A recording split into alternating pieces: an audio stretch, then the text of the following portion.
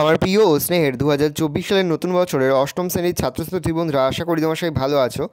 আজ আমরা যে বিষয়টি নিয়ে আলোচনা করব অষ্টম শ্রেণীর সেকেন্ড সামেটিভ অর্থাৎ দ্বিতীয় পর্যায়ক্রমিক মূল্যায়নের পরিবেশ ও বিজ্ঞানের কোশ্চেন পেপার নিয়ে। দেখো সরাসরি স্ক্রিনে কিন্তু অষ্টম শ্রেণীর সেকেন্ড সামেটিভ অর্থাৎ দ্বিতীয় পর্যায়ক্রমিক মূল্যায়নের পরিবেশ ও বিজ্ঞানের কোশ্চেন পেপারটা দেখতে পাচ্ছ। ফুল মার্কস তোমাদের রয়েছে 25 আর সময় তোমাদের রয়েছে 50 মিনিট।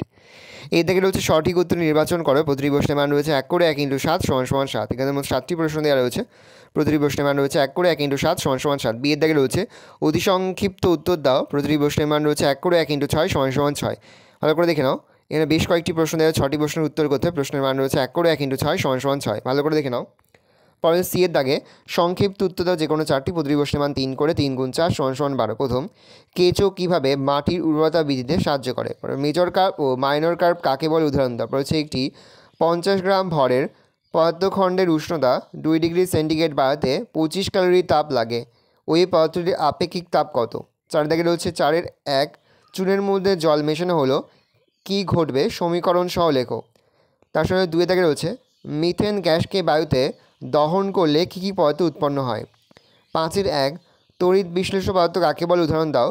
5-এর 2, ধাতুর আকরিক থেকে ধাতু নিষ্কাশন কী ধরনের প্রক্রিয়া? 6-এর 1, ডেঙ্গি রোগের উপসর্গগুলি লেখো। 6-এর 2, কলেরা রোগটি কোন প্রাণী দ্বারা বাহিত হয়? ভালো করে দেখে নাও। এই রয়েছে টোটাল তোমাদের সেকেন্ড সামেটিভ অর্থাৎ দ্বিতীয় পর্যায়ক্রমিক মূল্যায়নের অষ্টম শ্রেণীর পরিবেশ ও বিজ্ঞানের কোশ্চেন পেপার। ভালো তোমার কোশ্চেনটা দেখে নাও। আশা করি ভিডিও ভালো লেগেছে। ভিডিও ভালো লাগলে ভিডিও লাইক করতে একদমই ভুলবে না। আর আমার চ্যানেল নতুন হাত লাল কালার সাবস্ক্রাইব প্রেস করে পাশে বেল আইকন প্রেস করে যখন নতুন কোনো ভিডিও আপলোড করি সবার ফার্স্ট নোটিফিকেশন পেয়ে যাও। আর এই ভিডিওটি তোমার বন্ধু বান্ধবী আত্মীয় স্বজন সবার মধ্যে কিন্তু অনেক শেয়ার করে যে এবছর অষ্টম শ্রেণীতে পড়ছে।